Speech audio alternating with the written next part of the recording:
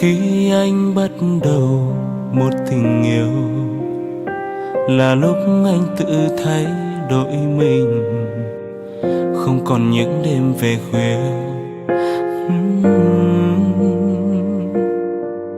Là vì em, người cho anh suy nghĩ phải sống tốt. Là vì em, tình yêu của em đang được trân trọng. Thay vì phải xin lỗi, anh muốn tự mình thay đổi. Anh sẽ lo lắng về anh như em đã từng cố gắng vun đắp mà không thành. Hứa với mình rằng em không được gục ngã. Anh muốn nhìn thấy em cười dù là cách xa. Anh sẽ vẫn tiếp tục để người ta nhìn em bằng sự nuối tiếc khi đã vô tình bỏ rơi em.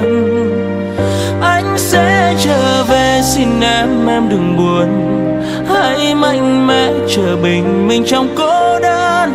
Ngày mai sẽ vẫn là một ngày tuyệt vời khi em vẫn tồn tại trên thế giới này.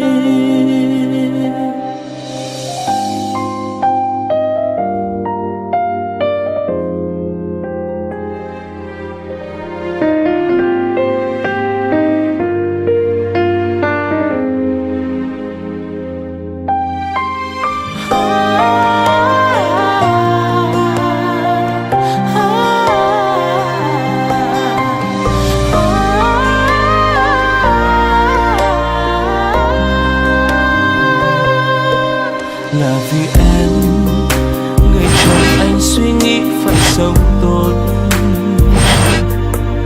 Là vì em, tình yêu của em đang được trân trọng. Thay vì phải xin lỗi, anh muốn tự mình thay đổi. Anh sẽ lo lắng về anh như em đã từng cố gắng vun đắp mà không thành. Hứa với mình rằng em không được gục ngã. Anh muốn nhìn thấy em cười dù là cách xa. Anh sẽ vẫn tiếp tục để người ta nhìn em bằng sự nuối tiếc khi đã vô tình bỏ rơi em. Anh sẽ trở về, xin em đừng buồn. Hãy mạnh mẽ chờ bình minh trong cô đơn. Ngày mai sẽ vẫn là một ngày tuyệt vời khi em vẫn tồn tại trên thế giới này. Hứa với mình rằng em không được gục ngã. Anh muốn nhìn thấy em cười dù là cách xa. Anh sẽ vẫn tiếp tục để làm một người ý nghĩa.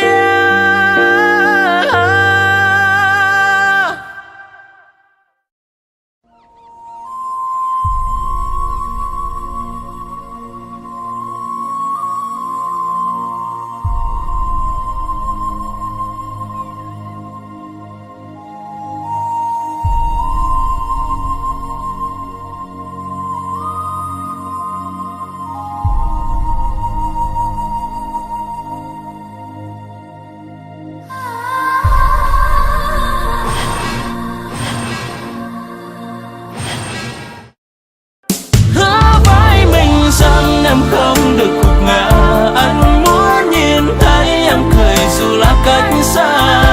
Anh sẽ vẫn tiếp tục để người ta nhìn em bằng sự nuối tiếc khi đã vô tình